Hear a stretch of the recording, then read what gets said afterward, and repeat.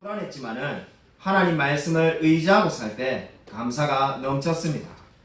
세월이 많이 흘러가지고 지금은 목사님이 보다시피 제가 돈도 많이 있고 사업도 성공했고 사회적인 지위도 있습니다. 근데 문제는 이제 저는 믿음이 너무나 연약한 사람이 되었습니다. 예배를 드려도 은혜가 안 되고 말씀을 읽고 싶은 마음도 없고 기도조차 하지 않습니다. 목사님, 저는 왜 이렇게 되었을까요? 무엇을 제가 잘못한 것일까요? 혹시 비슷한 생각이나 고민해 보신 분 있습니까? 나는 왜 내가 좀 더 젊었을 때 그 뜨거웠던 열정과 간절함을 잃어버렸는가 라고 말입니다. 아마 오늘 성경 말씀에서 롯이 그런 말을 외쳐야 할 사람인 것처럼 보입니다. 롯은 아브라함과 함께 살 때 너무나 평온하고 모든 것이 좋았습니다. 근데 지금 롯의 모습을 보십시오. 어떠합니까? 오늘 성경 말씀은 15절에 이 성의 제약 중에 함께 멸망할까 하노라 이렇게 말합니다. 떠나라는 겁니다. 성을 떠나지 않으면은 이 성의 제약 중에 소돔과 같이 멸망한다는 겁니다. 롯이 처한 상황은 너무나 급박한 상황입니다. 왜 이런 상황에 머무르게 되었습니까? 롯이 소돔에 온 이유는 창세기 13장 10절이 말하는 것처럼 눈에 보이는 대로 자신이 많은 재물을 얻기 위해서 소돔으로 왔습니다. 그리고 실제로 롯은 원하는 대로 많은 것을 얻게 되었습니다. 그 근거가 어디 있는가? 창세기 19장 1절을 보시면은 롯이 성문에 앉아있다라고 그렇게 말씀하고 있습니다. 여기서 성문에 앉아있다는 말은 그냥 쉬는 시간이 되어가지고 쉬고 있다 뭐 이런 의미가 아닙니다. 성문에 앉아있다는 말은 당시의 모든 재판을 성문 앞에서 합니다. 그러니까 소돔 사람들의 모든 삶의 생활을 재판할 수 있는 자리에 지금 롯이 앉아있다는 겁니다. 그렇기 때문에 한마디로 말해서 롯은 자수성가하며 성공한 인생입니다. 요즘 현대적으로 말하면은 롯은 이제 많은 부와 명예를 얻게 되었습니다. 나그네와 같이 소돔에 와서는 이제 성문에 앉아 있을 수 있는 그러한 자리를 차지하게 된 겁니다. 근데 문제가 무엇입니까? 평생을 노력해서 이제 소돔 성문에 앉아 있게 되었는데 그 모든 것들을 지금 다 포기하라고 천사가 말을 하고 있습니다. 포기하지 않으면 어떻게 됩니까? 소돔과 같이 멸망할 수밖에 없습니다. 여러분, 롯이 얼마나 괴로웠을까요? 여러분이 지금 가지고 있는 직장과 그리고 평생을 모아놨던 돈을 다 버리라고 한다면 여러분 어떻게 반응하겠습니까? 롯이 얼마나 괴로웠던지 롯의 마음을 알 수 있는 표현이 16절에 나옵니다. 그러나 롯이 지체하네. 그러나 롯이 지체하네. 천사들이 소돔이 멸망당한다라고 분명히 알려주었습니다. 그러나 롯은 지체할 수밖에 없었습니다. 왜냐하면 자신의 모든 인생이 바로 여기 소돔에 달려있기 때문입니다. 소돔을 떠나서 롯의 인생을 설명할 수 있는 그 어떠한 방법도 없습니다. 왜냐하면 모든 것을 거기에다가 던져주었기 때문입니다. 롯이 얼마나 지체했을까요? 사실상 롯은 소돔을 떠날 마음이 전혀 없었던 걸로 보입니다. 그러한 것을 알 수 있는 표현이 바로 17절에 나오는데 그들이 그 사람을 밖으로 이끌어낸 후라고 말을 하고 있습니다. 이 말은 천사들이 강제로 롯을 소돔 성 밖으로 마치 집어 던지듯이 끄집어냈다는 겁니다. 롯은 지금 얼마나 소돔을 사랑하는지 거기에 떠날 마음이 없고 계속해서 지체하며 머뭇거리고 있는데 천사들이 어떻게 한 겁니까? 그 롯과 가족을 다 소돔성 밖으로 끄집어내었습니다. 롯은 제가 서두에 말씀드린 성도님처럼 이제 모든 것을 가졌지만 자신의 영혼은 책임질 수 없는 그러한 사람이 되었습니다. 이제 롯은 모든 것을 버려야만이 자신의 영혼을 구원할 수 있는 처지에 놓이게 되었습니다. 그리고 베드로전서 2장 7절과 8절을 보면은 롯은 의인이었다라고 성경이 분명히 말씀하고 있습니다. 한마디로 쉽게 말해서 구원받은 사람이었습니다. 근데 창세기 19장의 롯을 보십시오. 롯은 지금 소돔에 살고 있습니다. 소돔이 어떠한 곳입니까? 영어로 동성애자라는 표현이 서더마이트입니다. 그 의미는 바로 소돔 사람이라는 뜻에서부터 비롯되었습니다. 원래 소돔 사람이라는 서도마이트가 동성애자를 뜻하는 단어로 바뀌게 된 겁니다. 그것만 하나 보아도 소돔이 얼마나 동성애가 심하고 제약이 만연한 곳인지를 우리가 알 수가 있습니다. 근데 지금 롯의 잘못은 단지 소돔에 살았기 때문에 잘못이 아닙니다. 만약에 그러다면은 저와 여러분들 이 세상에 살지 말고 수도원에 살든지 산에 들어가서 살아야 되지 않겠습니까? 그렇다면 롯의 문제가 무엇이었습니까? 롯의 문제는 소돔 사람과 똑같이 삶을 살았던 것이 잘못이다라고 성경은 분명히 말하고 있습니다. 소돔에 살면서 그 하나님을 믿지 않는 사람들과 모습이 똑같이 닮아가게 된 것이 롯의 잘못이었습니다. 창세기 19장 5절을 보면은 롯을 구원할 천사들이 왔을 때 소돔 사람들이 어떻게 말을 합니까? 내가 그들과 상관하리라라고 성경에 말씀하고 있습니다. 여기서 상관한다는 말은 성관계를 맺겠다는 겁니다. 천사가 남자의 모습으로 왔겠습니까? 여자의 모습으로 왔겠습니까? 남자의 모습으로 왔는데 지금 그 소돔의 남자들이 성관계를 맺겠다는 것은 동성애를 하게 해달라고 지금 요구하는 겁니다. 그 제약된 모습에 대해서 롯이 어떻게 반응합니까? 창세기 19장 7절부터 8절을 보면은 자신의 두 딸을 폭도들에게 내어주겠다고 제안하고 있습니다. 이 제안은 무엇을 의미합니까? 폭도들이 동성애를 원할 때 나의 두 딸을 놀이객감으로 그들에게 주겠다는 겁니다. 그냥 간단하게 말해서 죄에 대해서 죄로 지금 반응하고 있는 것이 롯의 모습입니다. 죄를 볼 때마다 하나님의 은혜로 반응하는 것이 아니라 죄를 짓겠다라고 동성애를 짓겠다라고 말을 하는 자에게 지금 또 다른 죄를 범해라라고 말을 하는 것이 롯의 모습입니다. 한마디로 롯은 소돔에 살면서 소돔 사람과 같이 지금 닮아져 가고 있습니다. 여러분, 이러한 롯의 태도는 창세기 18장에 나오는 아브라함의 모습과 대조를 이루고 있습니다. 창세기 18장에 유명한 아브라함의 기도가 나옵니다. 아브라함이 소돔이 멸망당하지 않게 해달라고 간절하게 하나님께 기도하는데 우리가 잘 알다시피 50명 그리고 45명 40명 30명 20명 10명의 의인만 있어도 소돔이 망하지 않게 해달라고 간절히 기도합니다. 여러분, 그렇게 계속해서 여러 차례 기도하는 이 아브라함의 기도를 읽을 때마다 놀라는 점이 있습니다. 저는 창세기 18장의 아브라함의 기도를 읽으면 늘 놀라는 것이 거기에 롯의 이름이 등장하지 않는다는 겁니다. 여러분, 소돔이 멸망당한다는 것을 이미 아브라함은 알았습니다. 하나님께서 아브라함에게 찾아오셔서는 그 모든 소돔이 멸망할 계획을 창세기 18장에 이미 알려주었습니다. 그걸 알자마자 기도하는데 여러분, 그 기도에 지금 롯의 이름은 따로 등장하지 않습니다. 제 같은 사람이 기도하면 어떻게 기도하겠습니까? 내 조카 롯은 무조건 살려주십시오. 다른 사람들은 어떻게 되는지 관심이 없고 저는 조카 롯만 살면 됩니다. 이렇게 기도한 게 아닙니다. 자신이 잘 알지도 못하는 그 수많은 영혼들을 위해서 살려달라고 간절히 기도하는 것이 아브라함의 기도였습니다. 근데 그 아브라함의 모습과 대조적으로 지금 롯은 무엇을 하고 있습니까? 소돔이 멸망당한다라고 천사가 말씀을 전해주었지만은 계속 머뭇거리며 지체하며 어찌할 줄을 몰라하고 있습니다. 여러분, 왜 의인 롯은 이러한 모습이 되었습니까? 어찌하여 롯은 아브라함과 너무나 다른 삶의 모습을 살아가고 있습니까? 오래전에 어느 책에 읽은 말이 기억이 납니다. 롯의 문제는 하나님께 중독되지 않은 것이 문제였다.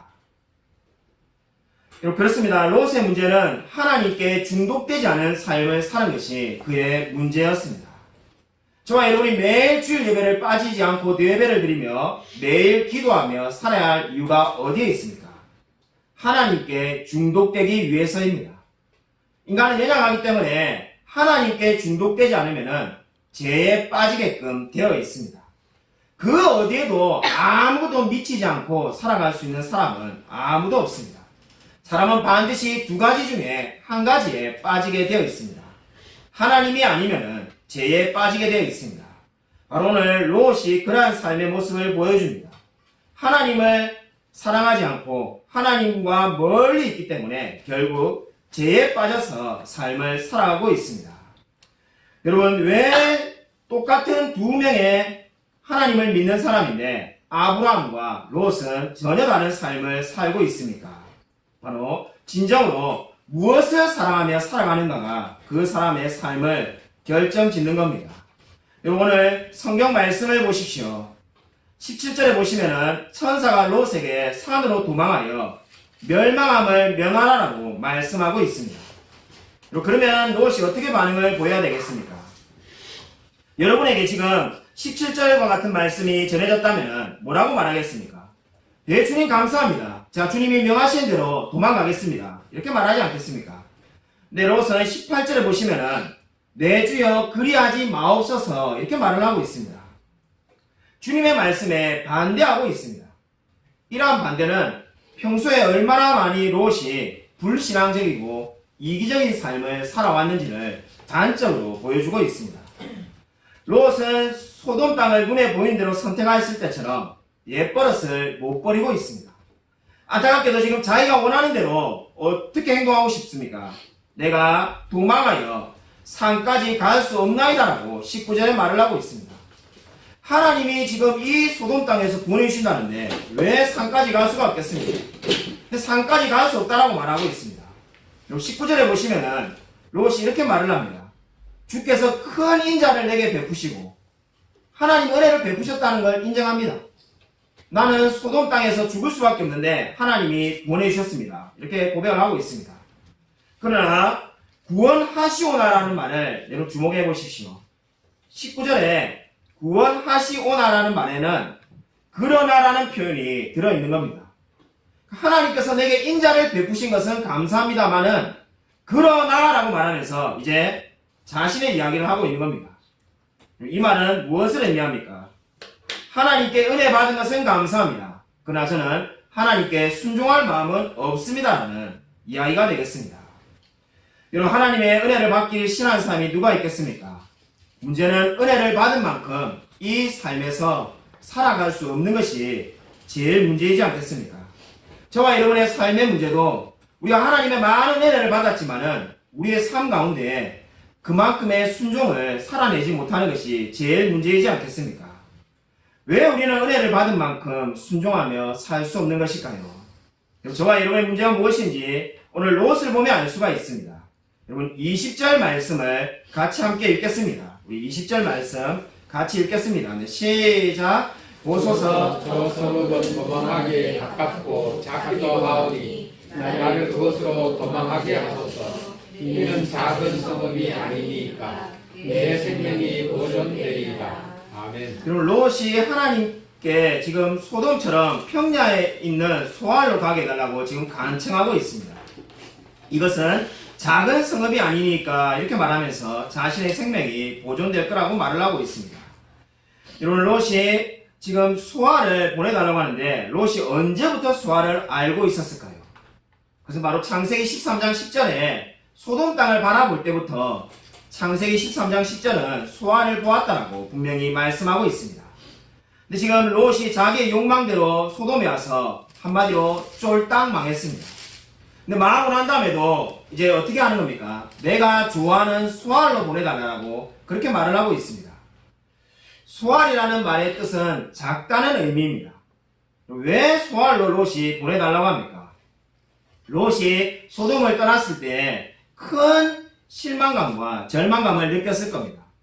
당연하지 않겠습니까? 평생을 모아온 재산과 평생을 노력했던 그 소돔에서 이제 모든 것을 잃었는데 어떻게 상실감이 없겠습니까? 그렇기 때문에 이제 마지막으로 남은 롯의 욕망이 무엇입니까? 그것이 바로 소알입니다.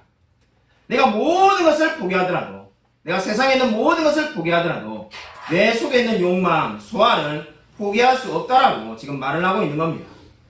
불에 타버린 소돔이 큰 소돔이라고 만약에 말한다면 소알은 작은 소돔이라고 비유할 수가 있습니다. 지금 롯에게서 큰 소돔은 이제 사라졌습니다. 그래도 이제 무엇을 찾아야 되겠습니까? 작은 소돔이라도 있어야 되겠다고 하나님께 말을 하고 있는 겁니다. 여러분 나의 작은 성 소알은 무엇을 의미하는 것일까요? 작은 죄는 내 마음대로 짓게 해달라고 하나님께 말하는 겁니다. 내가 이제 소돔에서 살았던 것이 잘못되었다면 이제 소환해서 내가 작은 죄는 내 마음대로 짓게 해달라고 하나님께 요청하고 있습니다. 그리고 저와 여러분에게 나의 작은 성 소환은 무엇입니까? 우리가 누군가가 동성애나 살인죄를 지었다면 큰 죄라고 다 같이 이구동성으로 비난할 겁니다. 그러나 모든 사람들이 다 행동하는 것을 한다면 우리가 그 사람의 행동을 결코 비난하지 않을 겁니다. 여러분, 나의 작은 성 소환이 무엇입니까? 그냥 우리가 의뢰 짓는 죄, 그것을 바로 의미하는 겁니다. 분명히 말씀을 어긴 거지만은 내가 내뿐만 아니라 모든 사람들이 다 그래 사는데 이게 뭐가 잘못됐냐는 생각을 가지게끔 하는 것이 바로 나의 작은 성 소환입니다. 우리가 그냥 의뢰 한마디 거짓말하는 거, 우리가 누군가 우리에게 전화가 왔을 때 없다고 해라, 그냥 내가 없다고 해라, 받기 싫으니까 그렇게 말하는 그 모든 것들이 뭡니까? 나의 작은 성 소환이 되겠습니다. 제가 얼마 전에 성경을 공부하다가 책을 하나 발견했는데 그 책값이 30만 원을 한다는 것을 알게 되었습니다. 사고 싶은 마음이 굴뚝 같은데 사기에 너무나 부담이 되었습니다. 그래서 어떻게 하면 살 수 있을까 곰곰이 생각을 해보고 또 생각을 해보았습니다. 그러다가 좋은 방법이 떠오르는 게 제 친한 우리 절친한 목사님에게 전화를 해서 절반씩 돈을 부담해가지고 같이 사고 절반씩 보고 서로 바꿔봐야 되겠다, 이런 생각이 딱 들었습니다. 그래서 바로 그 친구 목사님에게 전화를 해서 제안을 했습니다. 그자 그 목사님이 자기가 잘 몰랐는데 제가 추천한 책이면 좋은 책이겠거니 이래 말하면서 마음에 든다는 겁니다. 그래서 그럼 이제 반반씩 돈을 내서 15만 원씩 내서 사겠냐라고 말하니까 안 살 거라고 말하는 겁니다. 아니 좀 전에 좋은 책이라고 말해놓고는 막상 돈을 내라고 하니까 돈을 안 내겠다고 말하는 겁니다. 그래서 이게 무슨 목사님이 갑자기 약을 올리는가 이런 생각을 하니까는 그분이 제게 이래 말했습니다. 그 살 필요 없고 요즘에 어느 바보가 책을 돈 주고 사서 보냐, 제가 이래 말을 합니다. 그래서 그럼 뭐 어떻게 책을 돈 안 주고 어떻게 보는 방법이 있냐니까 PDF 파일이라는 게 있는데 그걸 딱 공짜로 구하면은 컴퓨터로 모든 거를 다 읽을 수 있다는 겁니다. 그래서 딱 이틀만 시간을 달라고 말하면서 자기가 딱 모든 자료를 구해가지고 제게 그냥 넘겨주면은 편안하게 읽기만 하면 된다는 거예요. 그래서 자료를 구한 사람에 고맙다라고 그냥 한 10,000원짜리 기프트콘 주면 되니까 30만 원은 아끼자, 이렇게 이제 말을 하는 겁니다. 듣고 나서 보니까 기분이 얼마나 좋은지 전화를 끊고 난 다음에 진짜 친구를 잘 뒀구나, 내가 친구가 정말 30만 원을 벌게 해주구나, 기분이 좋았습니다. 근데 조금 지나고 이제 생각을 해보니까 이게 불법이라는 생각이 들기 시작합니다. 이게 죄인데 꼭 이렇게 하면 살아야 되는가 이런 생각이 들어가지고 마음에 망설이게 되었습니다. 이틀 뒤에 제 친구 목사님이 전화가 와가지고는 파일 다 구했다고 말합니다. 그리고는 이제 돈 벌었다면서 기분이 좋으셔가지고 제게 이메일로 보내주겠다는 겁니다. 그 말을 듣고 난 다음에 제가 이렇게 말했습니다. 그냥 제가 돈이 없지만은 돈을 모아서 책을 30만 원 주고 사겠습니다. 그래서 친구 목사님이 깜짝 놀라시는 겁니다. 아니 이게 30만 원씩이나 되는데 이걸 왜 안 받으려고 하느냐. 제가 그게 불법이지 않습니까? 이렇게 말을 하였습니다. 그래서 목사님이 불법은 불법이지만은 다 그렇게 살기 때문에 괜찮다고 말을 하는 겁니다. 그렇게 다 모든 목사님들도 그렇게 보고 그렇게 안 사는 사람이 없는데 왜 우리만 안 볼 거냐, 우리가 안 보면 우리가 손해를 보는 거다, 이렇게 말하는 겁니다.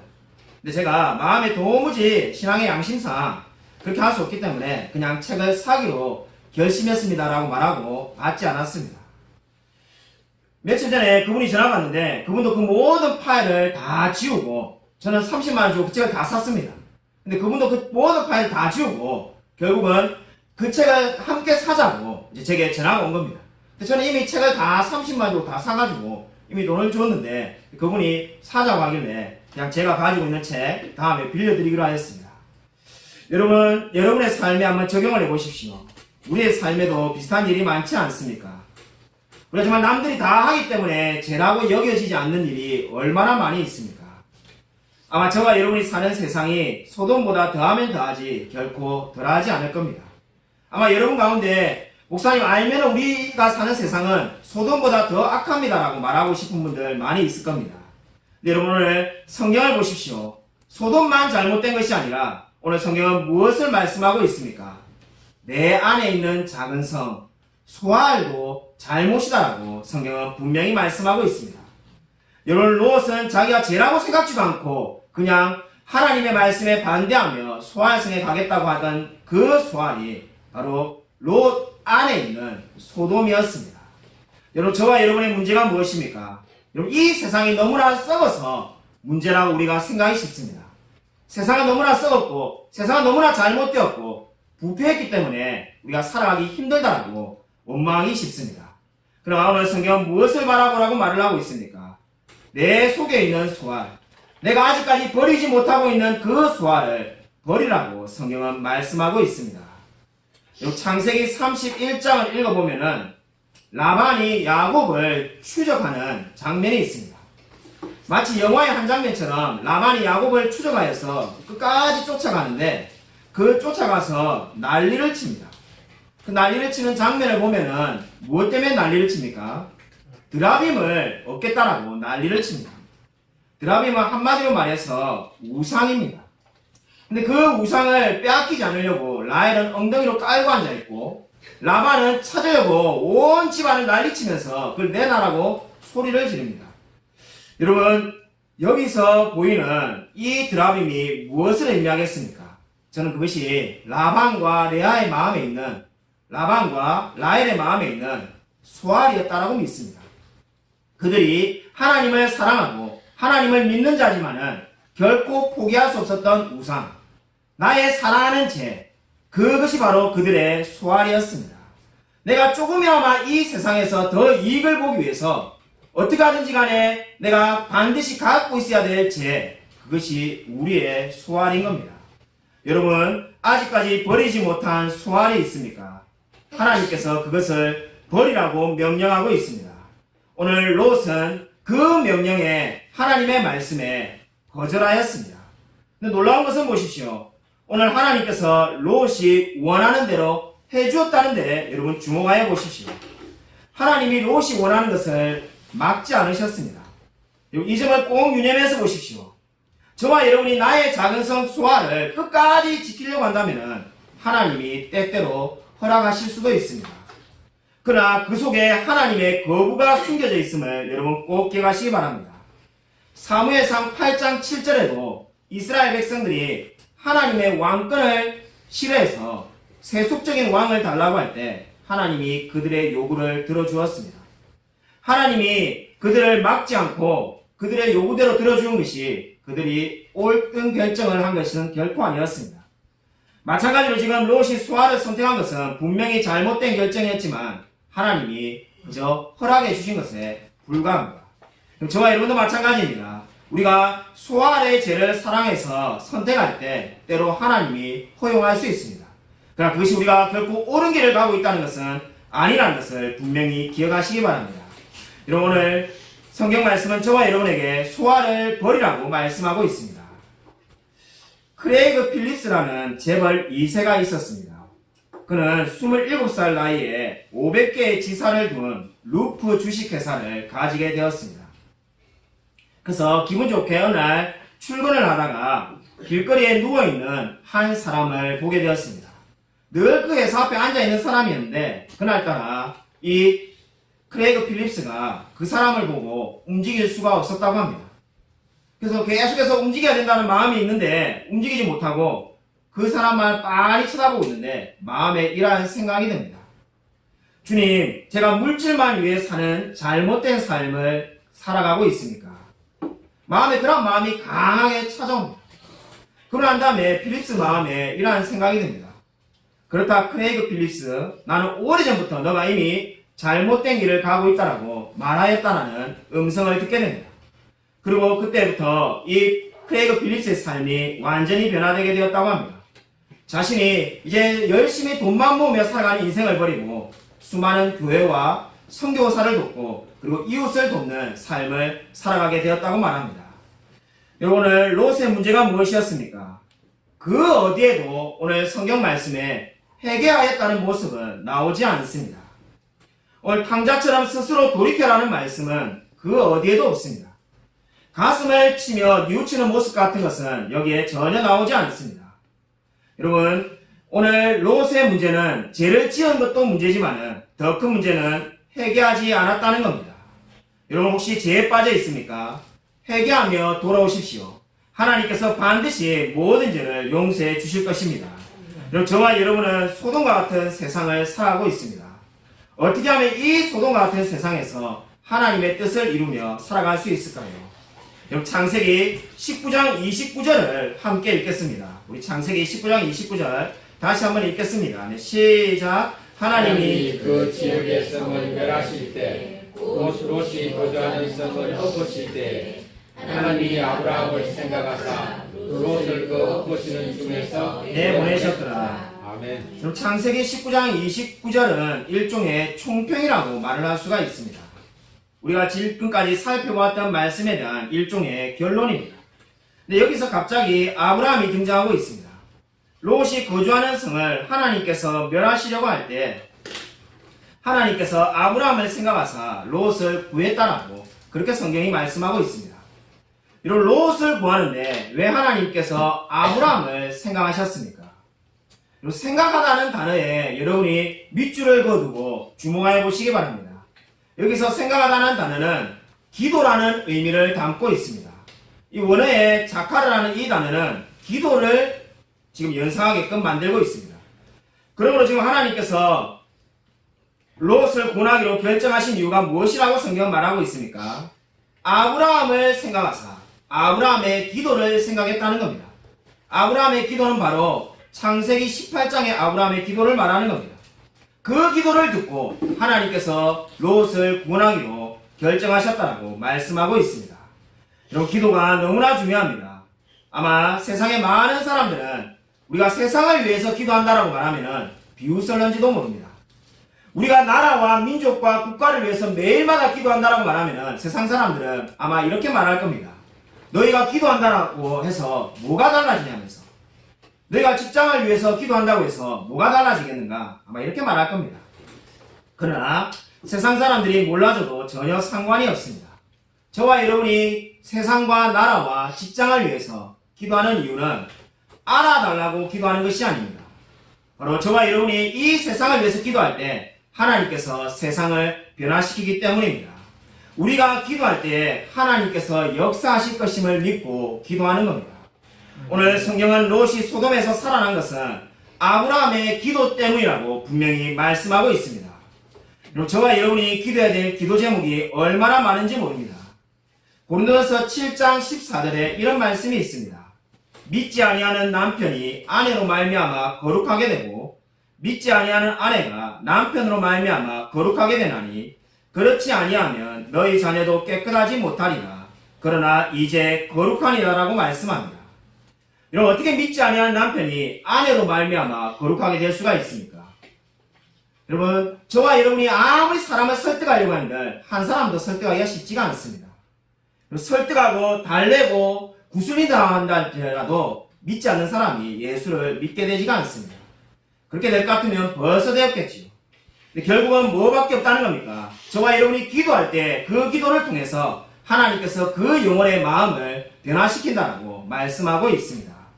여러분, 기도해야만 합니다. 저와 여러분이 기도할 때 하나님께서 그 기도를 응답하십니다. 우리 교회 재직회에서 이제 한 달에 한 번씩 금요기도회를 가지기로 하였습니다. 여러분, 금요기도회에 많은 분들이 나와서 기도하십시오. 저와 여러분이 기도해야 될 기도 제목이 얼마나 많습니까?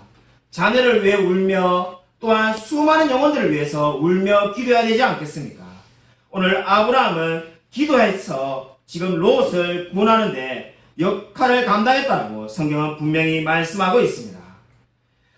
고든 맥도날드 목사님의 이야기입니다. 고든 맥도날드 목사님이 어느 날 뉴욕의 버스 기사를 만났다고 합니다. 뉴욕의 버스 기사를 만나가지고는 이야기를 하는데 버스 기사가 크리스찬인데 자기의 직업에 대해서 한없이 불평을 하더라는 겁니다. 자기 직업이 얼마나 안 좋냐면은 수많은 인종들이 살고 있는 이 뉴욕에서 각기 다른 사람들이 버스를 타는데 자기를 무시하고 폄하하고 욕을 하고 괴롭히는데 이분이 견딜 수가 없다는 겁니다. 그래서 몇 시간 동안 고든 맥도날드 목사님에게 이분이 끊임없이 자기 직업이 안 좋다라고 불평하며 원망을 하더라는 겁니다. 그때 고든 맥도날드 목사님이 이 버스 기사에게 이렇게 도전을 했다고 합니다. 이 찰리라는 이 버스 기사에게 오늘부터 이렇게 살아봐라고 하면서 당신이 일하고 있는 그 시간을, 그 버스를 성소로 선포하기를 원한다라고 그렇게 도전하였습니다.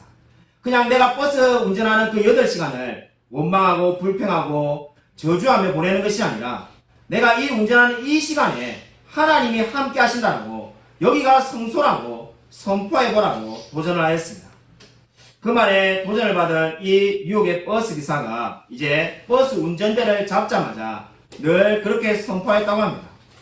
예수 그리스도의 이름으로 지금부터 8시간 동안 이 버스를 성소로 선포한다.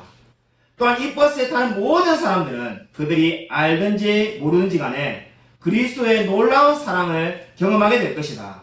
이렇게 선포했다고 합니다. 그리고 그 사람의 태도가 어떻게 변화되었겠습니까? 늘 불평하고 늘 원망하고 늘 자기 일을 만족하지 않는 사람이 자신의 일을 만족하며 감사하며 살아가게 되었다고 말합니다. 여러분, 저와 여러분에게 필요한 영적인 태도도 이와 마찬가지지 않겠습니까? 우리가 소돔과 같은 이 세상을 끊임없이 불평하며 원망한다고 달라지는 것이 생기지 않습니다. 여러분, 내일부터 출근하시면 여러분의 직장에서 한번 이렇게 마음을 먹고 일해 보십시오. 예수 그리스도의 이름으로 이 가게를, 이 직장을, 이 교실을, 그리고 이 집을 성소로 선포한다. 하나님께서 여러분의 그 기도와 순종 가운데 반드시 함께 하실 것입니다. 여러분, 수많은 그리스도인들이 이 세상에서 힘들게 삶을 살아가고 있습니다. 여러분, 오늘 롯을 보십시오. 여러분, 롯을 우리가 비난하는 자리에 서기는 너무나 쉽습니다. 왜 저렇게밖에 못 살았냐고 말하기는 너무나 쉽습니다. 근데 우리의 모습 가운데도 롯과 같은 모습이 있지 않습니까? 저에게도 롯과 같은 모습이 많이 있습니다. 제가 개척한 지 이제 4년이 다 돼가는데 한 번도 제가 개척한 것을 후회하지 않았거나 아니면 포기하지 않는 마음으로 달려온 게 아닙니다. 얼마나 많이 후회하고 얼마나 많이 실망하고 얼마나 많이 좌절하는 마음이 있었는지 모릅니다. 근데 그때마다 제가 늘 붙들었던 말씀이 있습니다. 잠언 24장 16절에 의인은 7번 넘어질지라도 다시 일어난다. 자, 늘 외롭고 힘들고 괴로울 때마다 의인은 7번 넘어질지라도 다시 일어난다는 잠언 24장 16절 말씀을 붙들었습니다. 오늘 롯을 보십시오. 롯이 넘어지지만은 하나님께서 다시금 일으켜 세우십니다. 근데 어떻게 해서 그 의인이, 이 부족한 의인, 이 롯과 같이 형편없고 하나님의 말씀을 사랑하지도 않고 세상을 사랑하는 의인이 다시 일어날 수 있습니까? 제가 오늘 이 말씀을 준비하면서 가장 은혜를 받은 것은 바로 이 롯이 스스로 일어나지 않았다는 겁니다. 롯이 스스로 의지가 강해서 일어난 것이 아니라 하나님이 어떻게 세우셨습니까? 아브라함의 기도를 생각하사 아브라함의 기도를 떠올려서 롯을 다시금 세우셨다라고 성경은 분명히 말씀하고 있습니다. 여러분, 오늘 이 말씀이 저에게 얼마나 큰 은혜가 되는지 모릅니다. 제가 오늘 이때까지 목회를 하면서 살아올 수 있었던 것이 나의 능력도 아니고 나의 재능도 아니고 수많은 영혼들이, 여러분을 비롯한 수많은 영혼들이